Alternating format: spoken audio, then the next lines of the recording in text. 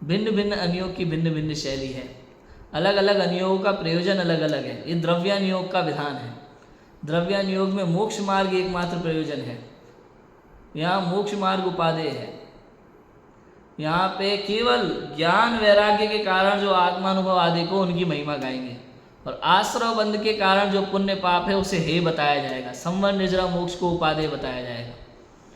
अब आश्रव बंध में पुण्य पाप दोनों आ जाते हैं, तो दोनों का निषेध होगा अच्छे से। क्यों? क्योंकि ये द्रव्यानुयोग है भैया। चरणानुयोग में वहाँ शुभ भाव करने बाह्य क्रिया की प्रधानता थी, तो वहाँ वही उपदेश था, भाई व्रतादिक करो, पूजा करो, प्रक्षाल करो, अभिषेक करो, वहाँ वही उपदेश मिलेगा आपको। लेकिन द्रव्यानुयोग कहेगा भैया इसमें मत अटको, इससे धर्म होता नहीं। क्या लिखा देखो, जो जीव आत्मानुभव का उपाय नहीं करते और बाह्य क्रिया कांड में मग्न हैं, उनको वहां से उदास करके आत्मानुभव आदि में लगाने को व्रतशील संयम आदि का हीनपना प्रकट करते। ओहो, ये शब्द है पंडित टोडरमल जी के, हीनपना प्रकट करते हैं व्रतशील संयम का। संयम का हीनपना, संयम का मतलब बाह्य संयम का, आत्म संयम का नहीं, बाह्य संयम का। भैया जो केवल ये सोच के बैठे हैं कि मैं रोज 6-6 घंटा मंदिर में बैठता हूँ, मैं सामायिक करता हूँ, मैं प्रतिक्रमण करता हूँ, मैं रोज 4 घंटा ये करता हूँ, मैं वो करता हूँ, और इसमें फूले नहीं समा रहे, उनसे कहते हैं सुनो बैठो हमारे पास, इससे धर्म नहीं होता। बोले अरे क्या बात कर रहे हो आप, मैं बहुत बड़ा धर्मात्मा हूँ। अच्छा कैसे? 10 साल से मैंने गद्दे पे नहीं सोया, चटाई पे सोता हूँ, मेरी पीठ अकड़ जाती है, आपको क्या मालूम? भाई पीठ अकड़ने से धर्म नहीं होता। क्या कह रहे हो?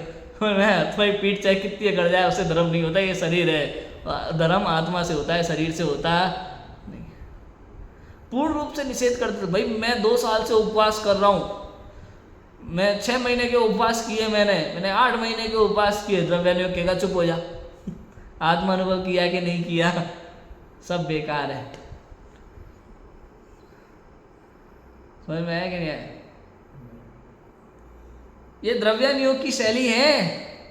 आप कहोगे पंडित जी जब कल चरणानुयोग का व्याख्यान विधान कर रहा था तो खुद ही बड़ी बड़ी बातें मार रहे थे, पूजा करना चाहिए, व्रत करना चाहिए, उपवास करना चाहिए, जितना बने उतना करना चाहिए। अभी खुद ही कह रहे हो इससे धर्म नहीं होता। बिल्कुल सही बात है भैया, चरणानुयोग में जो बात आएगी वो चरणानुयोग की बात चलेगी, वहाँ उसी की वो उपदेश शैली है वहाँ की। ये द्रव्यानुयोग का व्याख्यान विधान है। यहाँ आचार्य देव इस अपेक्षा से कथन कर रहे हैं कि पुण्य पाप दोनों भटकाने वाले हैं भैया, संसार में रुलाने वाले हैं, दोनों हैं।